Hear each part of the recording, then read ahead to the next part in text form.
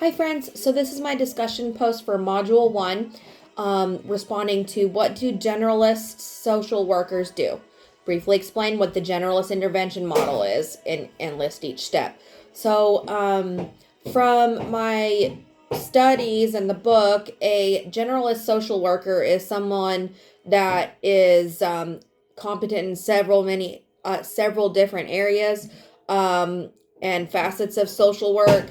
I think that someone that works in like DHS or DCS would, or maybe even a hospital, would be considered a generalist social worker because they are able to be competent and adaptive to different situations and scenarios.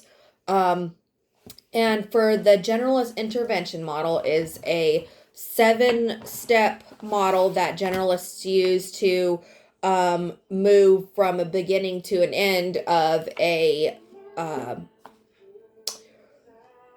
situation with the client.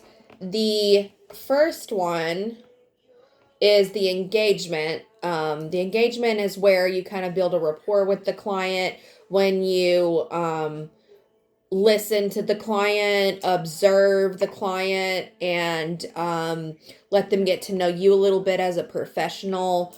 This is probably not the greatest spot to utilize self-disclosure, but if it does come up, think about if that would work in engaging with the client.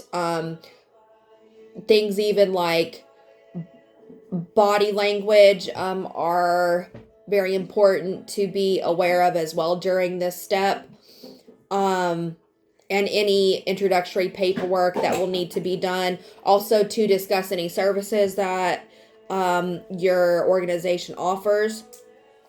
The assessment is gathering information for the intervention if an intervention is necessary.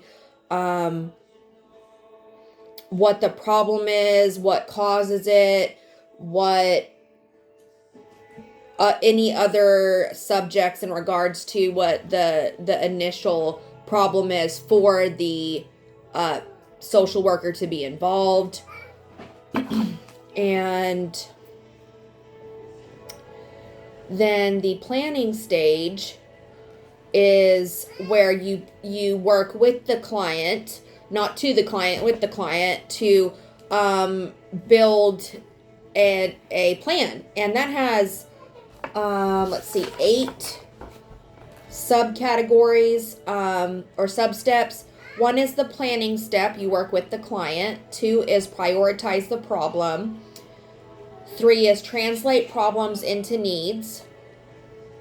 Sub-step 4 is evaluate levels of intervention. And that also would involve looking at the levels as far as micro, meso, and macro levels, groups, families, communities, organizations.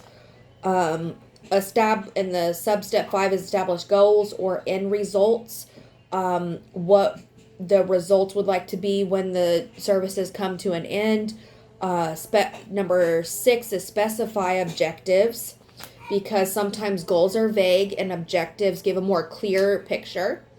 7, specify action steps to achieve objectives. And 8, formalize a contract with the client. And then the next step is implementation. This is where we actually follow those steps that we just went through. The next step is evaluation. Evaluate how the plan is working, if it needs to be reorganized or take out less or add more. And then the next is termination, and that is giving the client a signal that the services will end at some point during when objectives and goals are met. Follow-up happens after the termination has been done. A certain time goes by after, and you discuss how the progress is and if anything else needs to be done. Well, thank you so much. Bye-bye.